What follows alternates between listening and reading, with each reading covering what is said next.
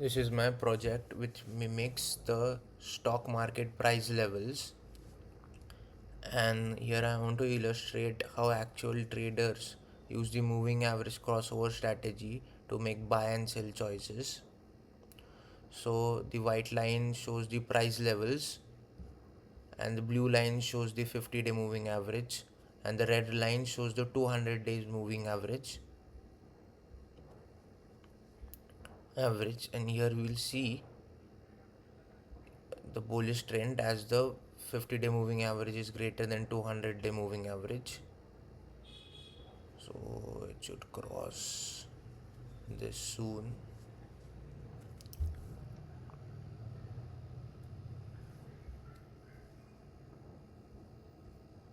Here will come a point where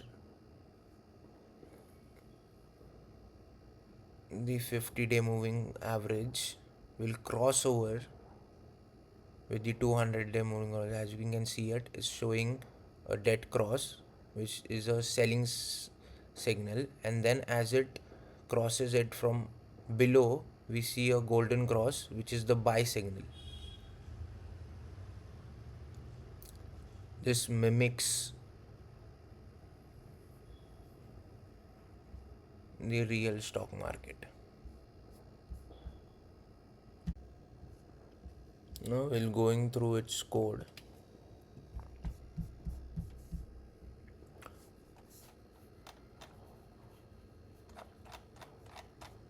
We'll be going through its code. Here we first set up the stock price to 100 to mimic the real market scenarios. So here's a question: how do traders decide whether to buy or sell stocks? What you're seeing, what you have seen in the introduction of the video is stimulation of the stock price strategy. The blue line shows the 50-day moving average and the red line shows the 200-day moving average. And here we probably see a event where the 200-day moving average will cross over as seen before, and that will be our sign to sell the stock, whereas when the blue line will cross over below the red line, that will be the cause to sell the stock. So first we'll initialize these variables arrays, the stock price, which will denote the current stock price of the financial asset we are trading in. That we will set up an array which will store the price history so that we can calculate the moving averages. Then we will set up the MA50, the 15-day moving average, and the 200-day moving average. Then we'll also have the trade, and then we'll set up the volatility to 3. The canvas, as we can see, we need a broad canvas for this, so we can also increase it actually 800, and we'll see the effect here. Day increases, and we'll also initialize 200 to have some data to remove the line as early as possible to mimic the trends. And we have to set up a function called price update. This will update the price, but with the catch, it will set up a variable change which will be added to the price history to mimic the volatility which is seen in the financial markets. Here we can see the range for random is asymmetric. This is due to generally financial markets tend to grow in long term, so we show a slightly upward bias for this.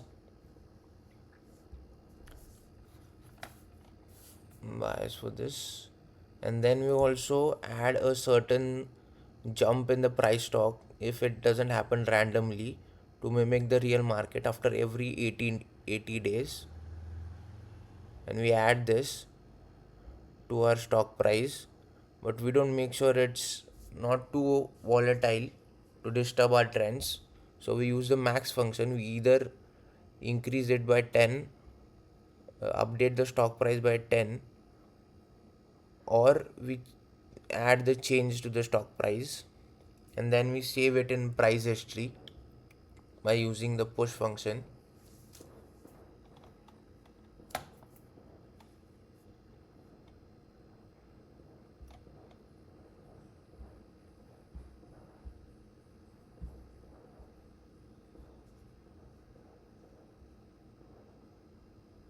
Then we have to keep the latest 250 days data, but anything above that will affect our moving averages. So we keep the condition for keeping the price history length less than 250 and shifting as the length of the price history becomes 250.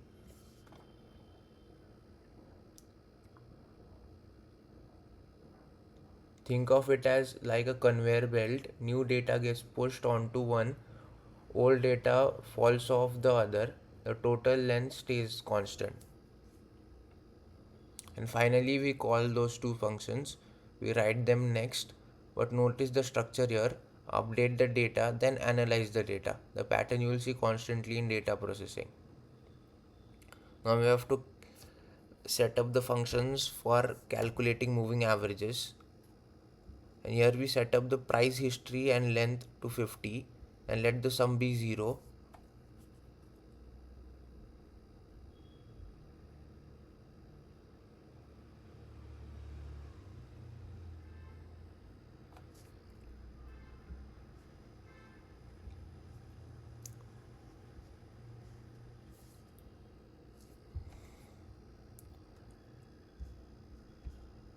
So here as we see the price history length is kept less than 50.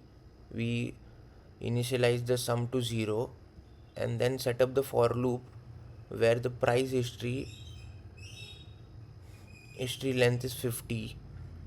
It's reduced to latest 50, and then we increment the length of the price history and we keep adding the sum to the array of price history.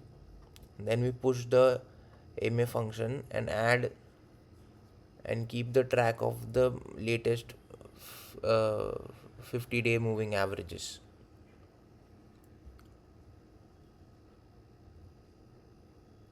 If the price is, and then we do the similar thing for 200-day averages, calculating it in the similar fashion. This 200 days, we compress the 200 data points into one, hence simplifying and compressing the information.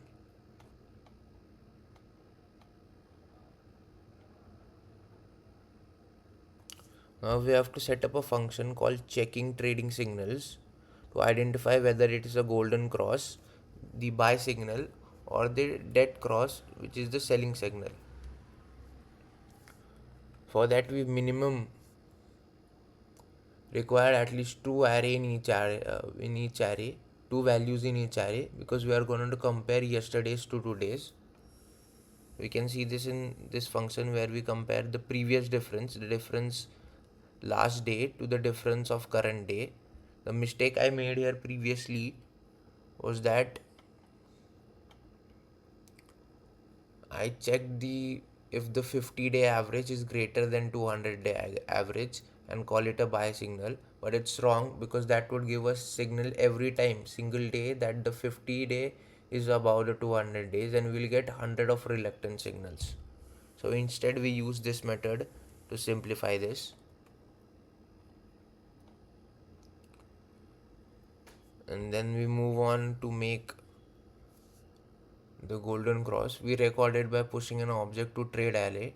This object contains three pieces of information: the type of signal, which day it happened, and what price it was. And now we have to draw the graph. So for visualizing it, we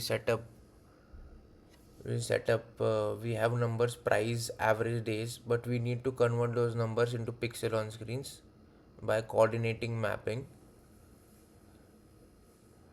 The draw runs 60 times per second automatically. First we paint the background dark blue by using this coordinates 10, 10 and 20. Frame count is true every 10 frames. So we update the price 6 times per second instead of 60. This slows down the stimulation to something watchable. Now draw chart. This is where the magic happens. We keep more space for axis to show the translate motion. Push saves the current state, translate moves our coordinate origin to 180. This creates a local coordinate system. Everything we draw at 0, 0 will actually appear at 180 on the canvas. We do this because it makes all the subsequent positioning calculations simpler. We can think in chart coordinate instead of canvas coordinates. And now we set up a few functions: minimum price, maximum price, and padding to ensure that it doesn't go over the edges. We multiply it by 10%, and then we draw the chart with minimum price, and then we add strokes to it so the line is visible. We do the similar thing for chart height as well as chart width. These are a few design elements which we add in to incorporate that. Now we have to draw the line for 50-day moving averages, which will have blue stroke in it, light blue. We'll add stroke with 3 to make it visible, and basically we'll set up the mapping to show the latest 250 days moving average. And because the coordinates are upside down in canvas, y0 is at top and larger y values goes down, but we want high prices to appear high on the screen, so we flip the mapping. When the price is at minimum, we map to chart height, the bottom. When the price is at maximum, we map to 0, the top. The inversion makes our graph display correctly.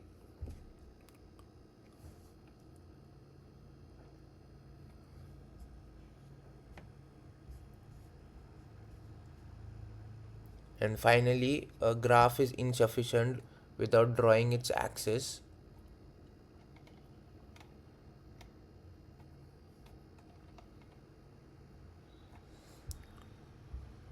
We also add a few markers here, as we can see the price history, the length.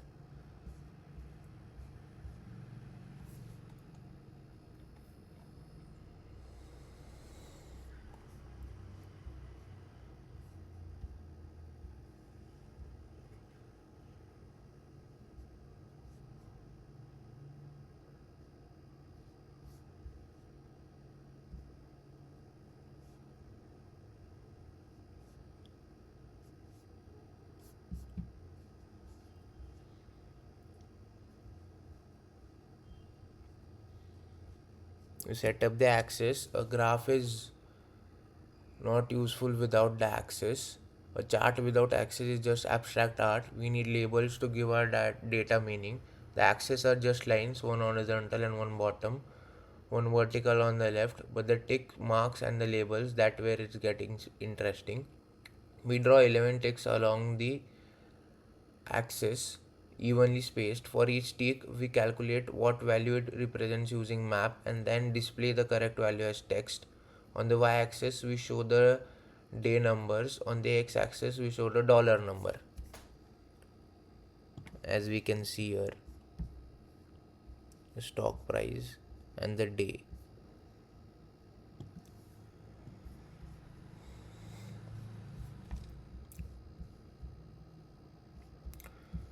As we have set up the auction, we also need to set up the chart.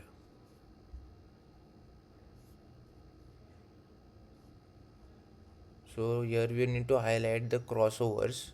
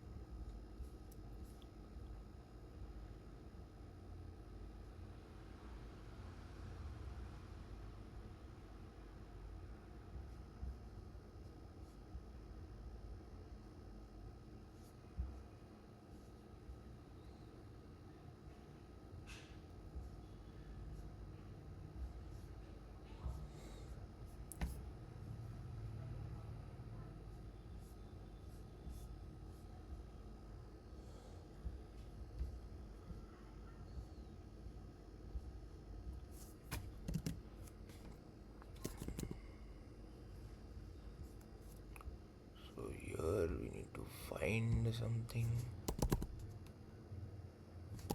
for let.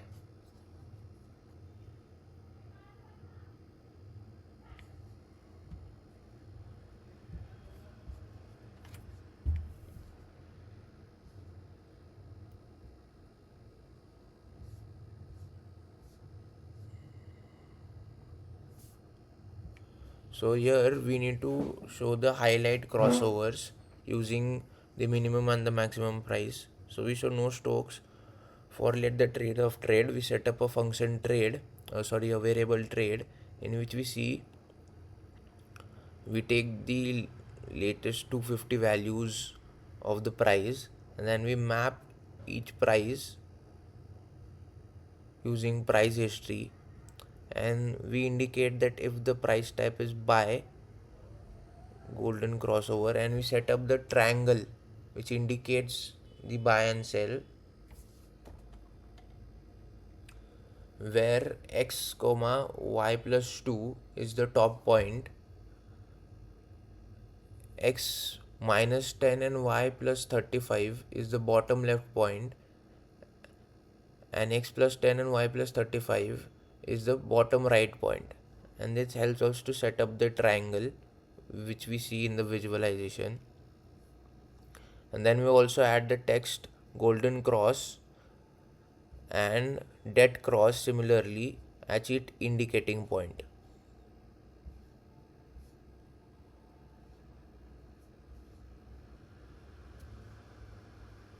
As we can see in this function, we already established the relationship where we buy and sell, and this similar thing is used to set up this in golden cross.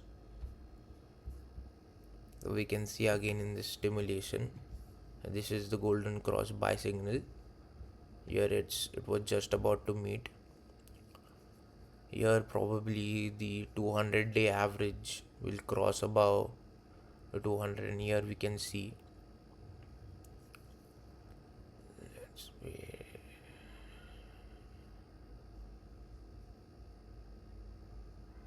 Yeah, here you will see the dead cross. We exactly do this for this function.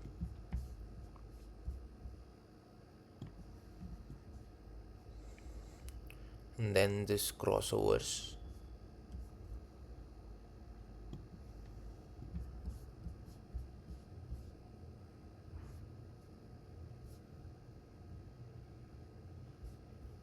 Yeah. Finally, thank you for watching this till the end.